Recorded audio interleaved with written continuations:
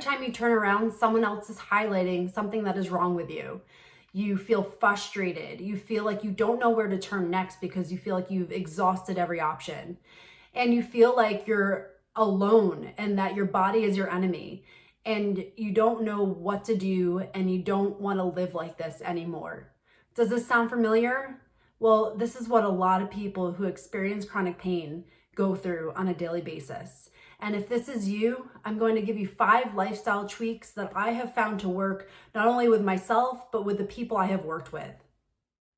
Number 1, the first thing that has to happen in order for any kind of healing to occur is the belief that you are able to heal and that you are worthy of healing. For so many people who have experienced chronic pain, it has gone on for years and in some cases decades. So of course you may feel like this is hopeless. Nothing is ever going to change. This is how I'm going to live forever. But in order to even be receptive to any kind of change, we have to allow our systems to believe that this is possible. And you may be saying, well, this sounds great, but how do I do this?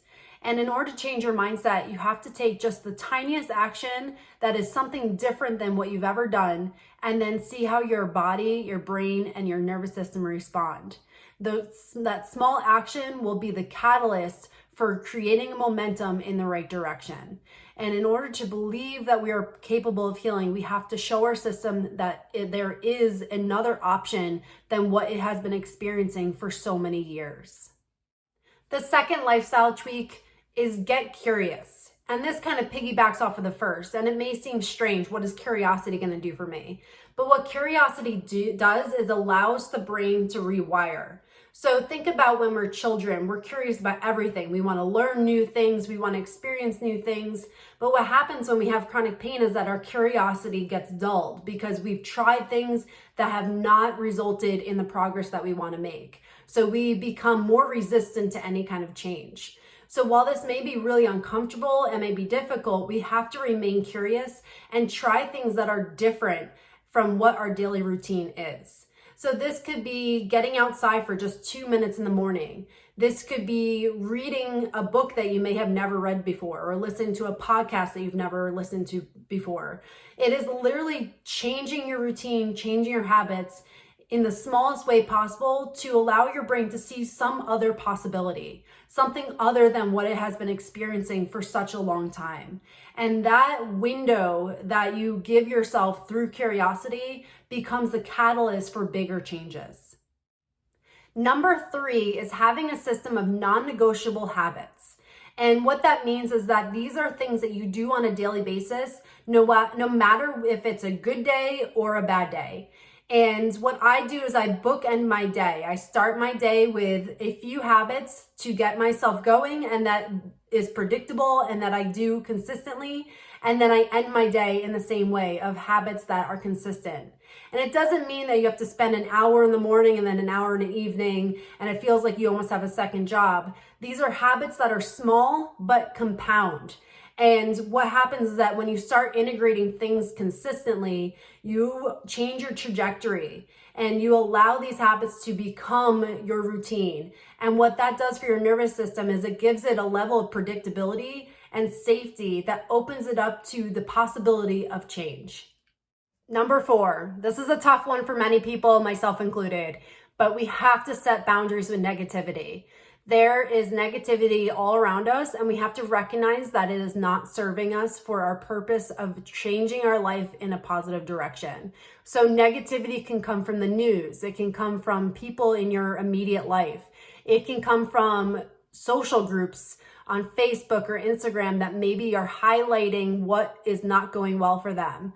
And while these groups may be supportive in a way because you can relate to people who are going through what you're going through, if it's a group that is highlighting everything that did not go well or how much pain they're in or anything that is not feeling right or their personal experiences, a lot of times that can get integrated into our own nervous system and we can almost mirror those perceptions. So we need to be very cautious of the groups that we join, if they're either serving us in a supportive way or are they continuing the inner dialogue that we will never heal. So we really have to be cautious of who we're surrounding ourselves with, the messaging that we're receiving, because again, our internal dialogue will be dictated by everything we surround ourselves with, whether we recognize that or not. So be cautious of who you surround yourself with and the negative messages that you hear, and start setting boundaries. So boundaries are really tough. It absolutely is. But if we can start with the smallest boundary and build from there, now we can start protecting our own brain, our own nervous system, and start moving our dialogue into a direction that will serve us. Going off of that, find a support group that serves you in a positive direction. So the best support group is a group of people who have been through similar struggles that you are currently going through, but they are a step ahead of you. They have found things that are working and they are integrating them into their lives. Or they have been very successful and maybe have become pain-free. Those are the people you want to surround yourself with, because they not only will understand what you're going through, but they have made the mistakes that you can learn from. They have found what has worked for them, and now you can start taking what they've learned already and make your journey more efficient and more effective. So support groups are absolutely crucial in your journey to recovery, but they have to be the right kind of support. Going off of that, accountability is also very, very important. So while it is important to hold ourselves accountable, there will be days where this becomes very difficult. So having someone who can guide you along those really tough days, and to also encourage you and celebrate your wins when you have progress, is crucial. So accountability and support are going to be those lifestyle tweaks that you need to discover and integrate into your life if you want to be successful in becoming pain-free. The important thing to understand is that we don't need to overhaul our entire life right now to create any kind of lasting change. It's actually the opposite. If we make small changes where we can receive that and not feel completely uncomfortable, then our systems will resist it less.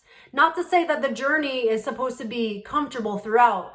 There are going to be moments of discomfort, and only through those moments of discomfort can we grow. So growth will feel uncomfortable, and that means you're doing it right. But don't feel like you have to overhaul your whole life now to make that happen.